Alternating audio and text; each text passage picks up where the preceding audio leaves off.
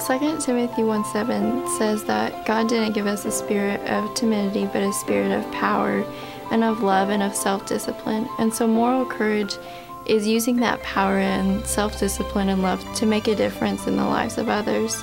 Moral courage means to me to outwardly possess the ability and the courage to show to society their true moral Christian values. With society being so focused on appearance and wealth and greed, going against the flow of what everyone else is doing is very hard, especially I think for young kids. When we talk about moral courage, we really are talking about a characteristic that says, I will do the right thing, whether it's popular, whether it's unpopular.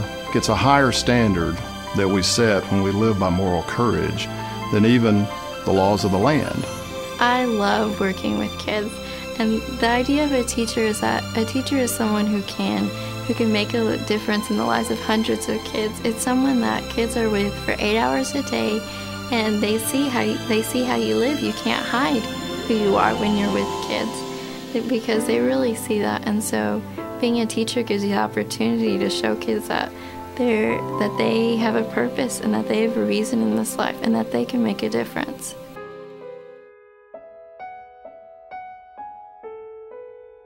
You have to have the courage to want to go out and be a morally courageous person. And that doesn't just mean with this foundation. That means in everyday life. Whether that's through donations you give to a charity, whether it's through donations you give to a foundation such as this, whether you support another medium that might be out there to try to touch not just hundreds of thousands, but tens of thousands, hundreds of thousands, or millions of people. You have to take that first step. Medical research is very important to me because a few years ago my mother was diagnosed with cancer, and it intrigued me to learn more about it. And so medical research, I hope one day, will help me to help save many lives in society.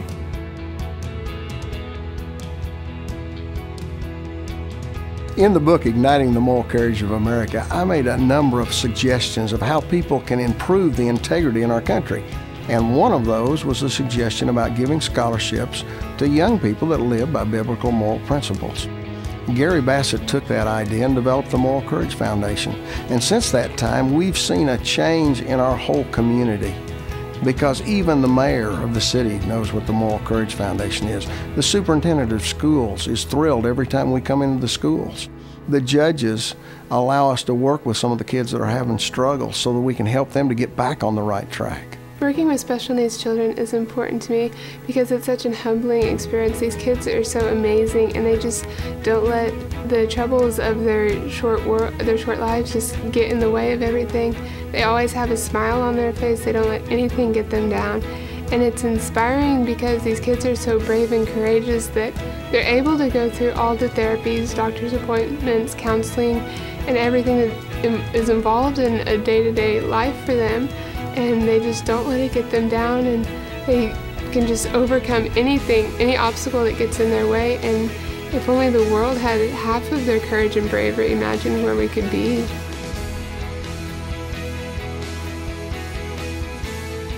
You know, what we need in this country is a good dose of moral courage. And if you're interested in helping us spread moral courage throughout this country, please look at our website, moralcouragefoundation.org. Call us. We'll be happy to visit with you. All your donations go to the Moral Courage Foundation effort in scholarships and awards for deserving students. Thank you.